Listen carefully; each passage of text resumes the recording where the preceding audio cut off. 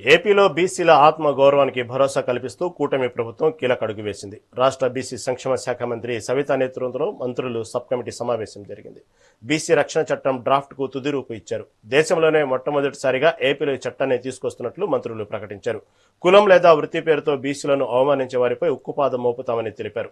ఇందుకోసం 15 రకాల వేధింపులను గుర్తించి కఠిన శిక్షలు ఖరారు చేస్తున్నామని స్పష్టం చేశారు. ఈ చట్టం దుర్వినియోగం కాకుండా కోర్టులో నిలబడేలా న్యాయ నిపుణులతో చర్చించినట్లు వెల్లడించారు.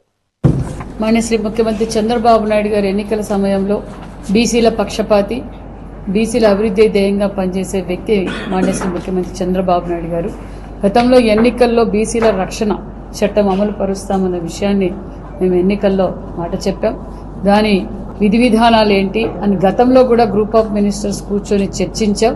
మరి ఈ రోజు కూడా మరొకసారి ముఖ్యమంత్రి ఆదేశాల మేరకు ఈ రోజు group of ministers, BC group of ministers, అదేవిధంగా సెక్రటరీ గారు, డైరెక్టర్ గారు, ఎమ్మెల్సీ మరి బీదా రవిచంద్ర గారు, మరి పల్లా శ్రీనివాస్ యాదవ్ గారు, వర్చువల్గా కూడా కొంతమంది మరి మంత్రులు కూడా అటెండ్ అయ్యారు. వారు అందరితోనూ ఏదైతే మరి లీగల్గా మరి ఒక పక్క ఏజీ గారు మరి న్యాయ వ్యవస్థలు ఇచ్చిన సూచనలు మేరకు ఒక చర్చ జరిగింది. ఆ చర్చ మేరకు మనం బీసీల ప్రొటెక్షన్ యాక్ట్ ఏ విధంగా అమలు పరచాలి అన్న విషయాన్ని కూడా చర్చించాం. వారి సూచనల మేరకు అదేవిధంగా ఈ రోజు జరిగిన డిస్కషన్ అంతా ముఖ్యమంత్రి గారి దృష్టికి తీసుకెళ్లి ముఖ్యమంత్రి గారి ఆదేశాల మేరకు మరి అదేవిధంగా మరి ఈ బీసీల రక్షణ చట్టం గురించి ఏదైతే ముసాయిదా ఉందో దాని మీద మరి జోన్ వైజ్గా ఒక 5 జోన్లు వైజ్గా కూర్చొని మరి బీసీ సంఘాలతోనూ అదేవిధంగా బీసీ ప్రజాప్రతినిధులతో కూడా చర్చించి మరొక్కసారి ముఖ్యమంత్రి గారికి తెలియజేస్తామన్న విషయం కూడా తెలియజేస్తూ మరి ఏదైతే మాట చెప్పామో ఆ మాట మీద కట్టుబడి